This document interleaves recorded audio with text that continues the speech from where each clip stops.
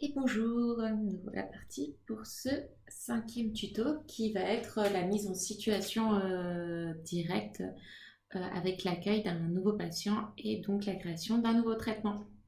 C'est parti! Nous recevons aujourd'hui Nathalie pour une entorse de la cheville. Donc nous allons sur le monde patient. Nous ajoutons un nouveau traitement. Nous insérons la carte vitale dans le lecteur de la carte vitale et on clique sur lire la carte vitale. Il nous demande la date de prescription, soit on la rentre à la main, soit on utilise le petit calendrier pour que ça aille un peu plus vite. On valide, lecture de la carte vitale. Nous avons Nathalie et Paul sur la même carte vitale, sûrement la mère et son fils. On reste sur Nathalie. Vous avez vu qu'en haut, que toutes les informations en rouge foncé ont été pré-remplies, donc grâce à la carte vitale. Si vous allez sur la loupe à côté du nom, vous retrouverez donc en détail toutes les informations qui sont sur la carte vitale avec le numéro de sécurité sociale. Vous pourrez rentrer les coordonnées du patient pour les relances. C'est ici aussi que vous pouvez rentrer vos indemnités kilométriques facturables si vous faites du domicile. Et vous retrouvez le régime auquel est affilié le patient. Vous voyez l'onglet DMP, c'est à partir de cet onglet où vous pourrez créer le DMP de votre patient ou alors consulter ces dossiers ou y intégrer vos propres dossiers. À savoir qu'il faut à chaque fois avoir l'accord verbal du patient. On ferme. Et nous avons ici Nathalie qui arrive avec une nouvelle complémentaire.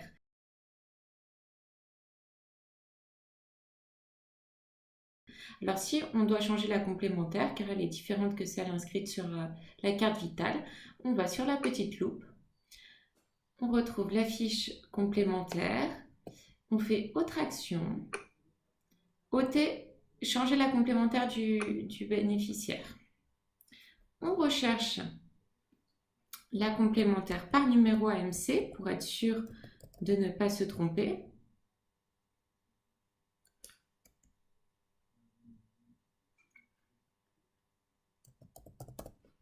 Et on retrouve Adréa Languedoc-Roussillon. On sélectionne. Alors, le logiciel vous demande si vous avez bien signé la convention avec cette mutuelle.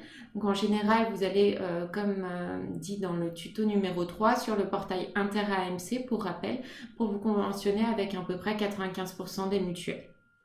Donc là, j'ai bien signé la convention. Je rentre le numéro adhérent si jamais je dois faire des relances auprès de cette mutuelle. Donc, c'est sur une année civile. Donc, je coche droit ouvert par année civile. La complémentaire prend-elle en charge la totalité de la part patient? Oui. Si ce n'était pas le cas, si jamais la complémentaire prenait en cas seulement 75%, on sélectionnerait non. On irait sur 50% ticket modérateur et on rentrerait le pourcentage de remboursement, par exemple 75%. Et après, le logiciel fera les calculs pour savoir, pour vous dire que la CPM vous doit tant, la mutuelle vous doit tant et Nathalie vous doit tant. Nous, on va rester sur un cas simple, un cas normal. La totalité prend en charge 100% des 40% de la part complémentaire. Et on valide. Nous avons là la nouvelle mutuelle qui est entrée. Et après, c'est comme si on rentrait une feuille de soins papier, donc le nom du prescripteur, les séances, la cotation. Alors, pour le prescripteur, vous rentrez soit vos prescripteurs, soit vous l'aviez déjà rentré, vous le sélectionnez, soit vous en ajoutez un nouveau. À savoir que dans le prescripteur, ce qui est important, c'est surtout le numéro professionnel ou le numéro de structure si c'est un prescripteur qui exerce dans le cadre d'une structure. Voilà, vous pouvez vous tromper dans le nom, mais pas dans ces numéros-là. C'est comme ça qu'on les identifie. On annule, on prend Allègre Jacques, on sélectionne. Voilà, c'est une entorse de la cheville, donc on part sur 10 séances. On scanne ici l'ordonnance, on essaye de scanner aussi la complémentaire vu que c'est une nouvelle complémentaire. Vous pouvez aussi intégrer donc aux patients différents justificatifs. Si c'est inscrit sur l'ordonnance, vous pouvez faire à domicile, dimanche et jour férié ou en urgence. On retrouve l'ANGAP à gauche de la ligne cotation avec à chaque fois un petit texte explicatif en dessous. Donc là, si je ne me trompe pas, c'est bien rééducation d'un membre et de sa racine. Donc on peut rechercher soit par acte, soit par libellé. Donc on rentre 10 AMS 7,5. C'est une séance au cabinet. Et là, je sais que ce patient, je vais le voir à 9h15. Donc début, c'est bien aujourd'hui. Et à partir de là, autre fréquence, je vais dire que c'est le mardi et le jeudi. Pendant 10 séances. Et vous allez voir que le petit calendrier va automatiquement se remplir. Si jamais vous n'utilisez pas le calendrier Vega, vous pouvez mettre juste les jours, comme ça les séances seront pointées automatiquement, donc sans nécessité de mettre l'heure. Si vous le souhaitez aussi, vous savez que vous pouvez créer vos propres modèles. Donc là, c'est une entorse. Vous voyez souvent des personnes avec des entorses. Et vous pouvez ajuster la durée de vos traitements, qui n'est pas forcément adéquate à celle qui est par défaut dans l'acte. Donc là, on reste sur 30 minutes. D'accord? Mais si c'est 20 minutes, vous pouvez mettre 20 minutes. Si c'est 1 heure, vous mettez 1 heure. Si c'est 10 minutes, vous mettez 10 minutes. L'avantage, c'est que si ça, c'est dans le cadre où vous utilisez l'agenda Vega, les séances vont s'ajuster en fonction du temps que vous aurez mis par rapport à cette cotation. D'accord? Et la dernière partie à remplir, ça va être le cadre de remboursement. Donc, dans les cas généraux, régime général, maladie, l'exonération, pas d'exonération, et vous choisissez de faire ou non le tiers payant. Si jamais j'avais cette patiente en maternité, on est d'accord, ce n'est pas possible à 64 ans et 10 mois, ou alors nous vivons dans un autre monde. Le tiers payant se remplit automatiquement sur la parcaisse. D'accord? C'est le même cas pour les accidents du travail. Et évidemment, le dernier cas qui est l'ALD. L'ALD, on le retrouve dans l'exonération, soins d'affection longue durée. Ok? Si jamais vous avez un patient en CSS ou alors en AME, vous êtes obligé de faire le tiers payant aussi et de cocher les deux parts. Ok? Comme on l'a vu, je vous ramène sur le tuto numéro 3. Dans ce cas-là, j'ai le choix ou pas de faire le tiers payant. Je choisis de faire juste sur la part caisse, la part obligatoire, et je valide.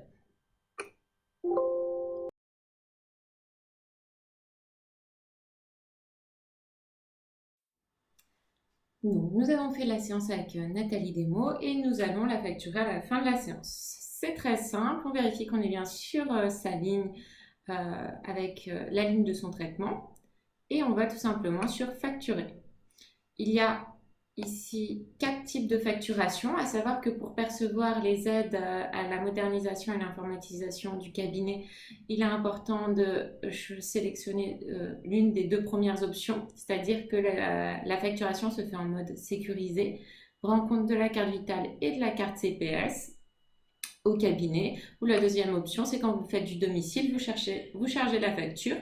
Vous allez faire vos séances à domicile et vous, à la fin de la séance, vous facturez avec la carte vitale du patient. Vous revenez avec votre petit lecteur de carte vitale et vous le déchargez sur votre logiciel Vega. Pour rappel, pour obtenir les aides à la modernisation et à l'informatisation du cabinet, qui sont d'un montant de 490 € par an, il faut avoir un taux de télétransmission en flux sécurisé, c'est-à-dire l'une de ces 2 options, d'au moins 70%. Ok. Il se peut que votre patient soit là, mais qu'il n'ait pas sa carte vitale avec lui. Donc, vous optez pour cette option facturation dégradée, qui va vous éditer une feuille de soins pré-remplie que vous allez imprimer, faire signer au patient et rescanner. Il se peut aussi que votre patient ne vienne pas pour une raison ou pour une autre à la dernière séance. À ce moment-là, vous cochez le patient ne peut pas signer la feuille de soin, ce qui va éditer automatiquement une feuille de soin électronique. Attention, cette option signifie que le patient n'est pas là pour attester d'avoir reçu les séances. Ok. Il n'y a pas de signature de la part du patient. Et ensuite, la dernière option, si jamais vous recevez par exemple des expatriés qui viennent en France se faire soigner et qui n'appartiennent pas au régime de la sécurité sociale, en général, ils sont assurés via une assurance privée. Vous optez pour cette option, donc ça va imprimer une facture hors télétransmission. Vous faites payer totalement le patient et lui se fera rembourser par son organisme. Ok, donc dans ce cas-là, on fait facture sécurisée, on insère la carte vitale dans le lecteur de carte vitale. On nous demande si la complémentaire est bien la bonne. Et on a la facture complète. C'est-à-dire que pour une séance, nous avons 9,68 € que nous doit la CPAM. La complémentaire ne nous doit rien du tout parce que j'ai fait le tiers payant que sur la part obligatoire, donc sur la part CPAM. Et Nathalie nous doit 6,45 €. Ok, pour un total donc de 16,13 €. On facture. Et nous allons avoir la proposition d'une quittance pour le patient pour qu'il puisse la transférer à sa mutuelle si besoin. Nous n'en avons pas besoin. Et nous avons le mode de paiement, donc soit par chèque, soit par espèce, soit par carte, soit par virement. L'avantage, donc c'est ce que je vous disais, donc Nathalie va nous payer 6,45 € en espèces et ça va aller directement en comptabilité, en écriture comptable, honoraire, recette encaissée. Et on encaisse. Et pour terminer la boucle, quand on va sur télétransmission, nous retrouvons la FSE, feuille de soins électronique de Nathalie Desmaux, avec la petite carte vitale car elle a été en flux sécurisé et le rappel comme quoi je n'ai pas scanné l'ordonnance.